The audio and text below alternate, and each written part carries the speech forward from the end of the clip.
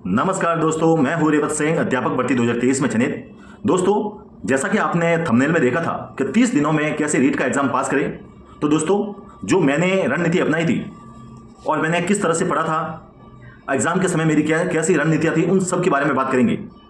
तो रीट का एग्जाम देने वाले जितने भी अभ्यर्थी हैं, चाहे वो लेवल 1 से हो या लेवल 2 से, सबके लिए ये वीडियो बहुत ही फायदेमंद रहने वाला है। तो शुरुआत करते हैं। देखिए दोस्तों, 30 दिनों में तैयारी हो सकती है, आप रीट का एग्जाम पास कर सकते हो। आपके पास में सिलेक्टेड किताबें होनी चाहिए और जो मैं कह रहा हूँ उस तरह से आप फॉलो करते हो तो 100% आप रीट का एग्जाम पास कर पाओगे। देखिए, अधिकतर कोई बच्चे होते हैं, जितने भी अभ्यर्थी हैं, वो क्या करते हैं, वो एक बड़ी सी गाइड लेके फिर उसको ही पढ़ते हैं। उसका विभाजन नहीं होता कि हमें क्या पढ़ना है, क्या छोड़ना है। लेकिन मैं आपको बता दूं कि रीट का जो पाठ्यक्रम है वो 4 खंडों में विभाजित होता है। पहला साइकोलॉजी होती है, और दूसरी भाषा फर्स्ट, और तीसरा खंड होता है जो भाषा सेकंड के रूप में होता है, और चौथा जो होता है वो सब्जेक्ट का होता है। तो ये विभाजन होता है और इस विभाजन के आधार पर ही तैयारी करनी चाहिए। आपके पास में सिलेबस होना चाहिए और सिलेबस के अनुसार आपको साइकोलॉजी के लिए अलग समय देना पड़ेगा, भाषा फर्स्ट के लिए अलग समय देना पड़ेगा। यानी कि पूरे दिन में आप कितने घंटे पढ़ते हो। अगर 10-12 घंटे पढ़ते हो तो इन 10-12 घंटों को 4 से भाग देना है, यानी इसको अलग अलग घंटों में विभाजित करना पड़ेगा। यानी 2 घंटे साइकोलॉजी, 2 घंटे भाषा फर्स्ट, 2 घंटे भाषा सेकंड और 2 घंटे या 3 घंटे सब्जेक्ट को। इस प्रकार से आपको तैयारी करनी पड़ेगी। अब बात करते हैं 30 दिनों में, यानी कम समय बचा है, इसमें क्या पढ़े।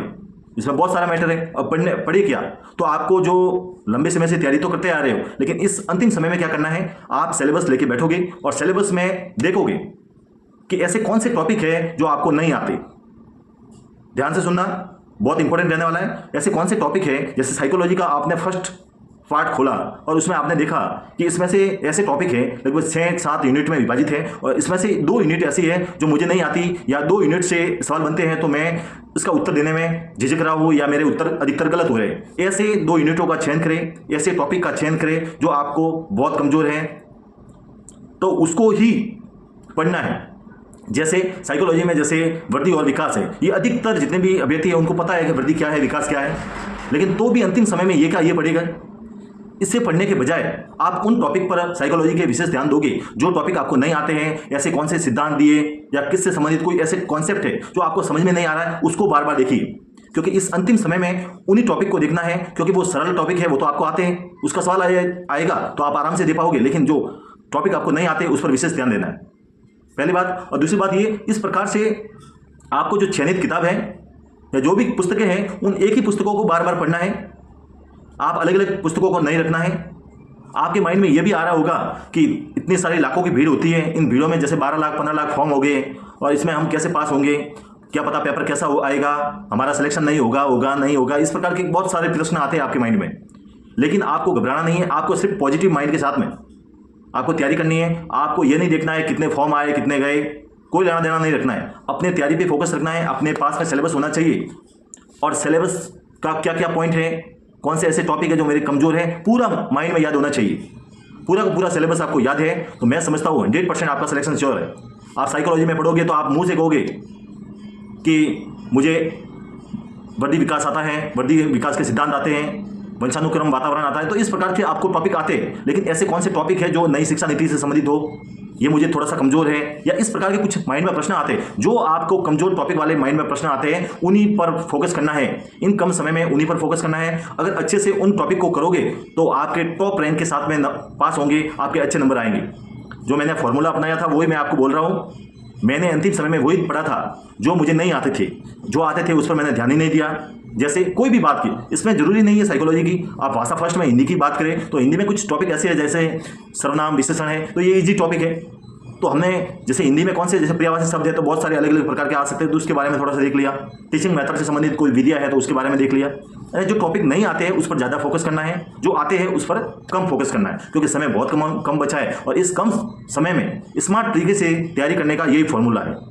इसके अलावा आप जो पढ़ रहे हो और पढ़ते पढ़ते आपको ऐसा लग रहा है कि मुझे याद नहीं हो रहा है, मैंने पढ़ा तो है, परीक्षा में मैं उत्तर दे पाऊंगा या नहीं दे पाऊंगा, तो ऐसा कुछ नहीं है दोस्तों। आप आराम से उसका उत्तर दे पाओगे, आप निश्चित रहो। आप क्या करना है, आप ये पूरा का पूरा एक बार कंप्लीट करने के बाद में आप साथ टेस्ट सीरीज या मॉडल पेपर्स वगैरह कोई मार्केट में मिलते हैं तो वो लाके आप प्रैक्टिस कीजिए, आप अच्छे से स्कोर कर पाओगे।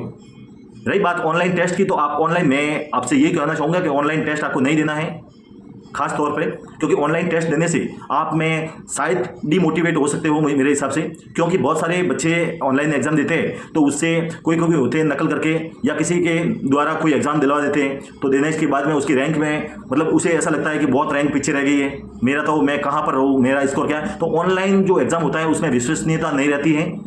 आप क्या कीजिए, आप ऑफलाइन एग्जाम दीजिए, आप खुद मूल्यांकन कीजिए, आप खुद चेक कीजिए कि मेरा जैसे 150 प्रश्न है, 150 में से इतने सही हो रहे, तो आप बहुत अच्छा सा स्कोर कर पाओगे। अगर आप ऑनलाइन एग्जाम के चक्कर में रहे या ऑनलाइन टेस्ट सीरीज के चक्कर में रहे तो आप डीमोटिवेट होने के शिकार हो जाओगे 100%। ये मैं एक रियल बात बोल रहा हूँ। तो आप क्या कीजिए, ऑफलाइन पेपर लाइए, मॉडल पेपर बहुत सारे मिलते हैं, और फिर उसकी टेस्ट सीरीज दीजिए, ताकि आप अपने आप से या अपने आप का मूल्यांकन आराम से कर सकोगे। आपको भी पता चलेगा कि मेरा ये स्कोर है, जो मैंने अपनाया था वही मैं आपको बोल रहा हूँ। तो ऑनलाइन आपको एग्जाम नहीं देना है, आपको जो भी देना है ऑफलाइन एग्जाम देना है, और बेस्ट तरीके से पॉजिटिव माइंड के साथ में। ऐसे घबराना नहीं है कि क्या होगा, अच्छा ही होगा, बस कॉन्फिडेंस रखना है। अगर इस एग्जाम में अगर आपके पास में कॉन्फिडेंस है तो आप 100% 5 से 10 सवाल एक्स्ट्रा सही करोगे। अगर आप में कॉन्फिडेंस की कमी है तो आप इतना अच्छा स्कोर नहीं कर पाओगे।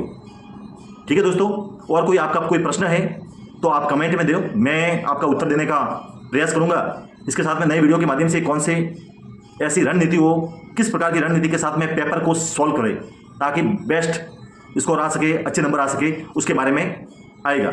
इसी के साथ में जो नए अभ्यर्थी हैं, टेलीग्राम में लिंक दी हुई है, टेलीग्राम लिंक डिस्क्रिप्शन में दी हुई है, तो आप जुड़ जाइए। और वीडियो अच्छा लगा हो तो लाइक ज़रूर करें।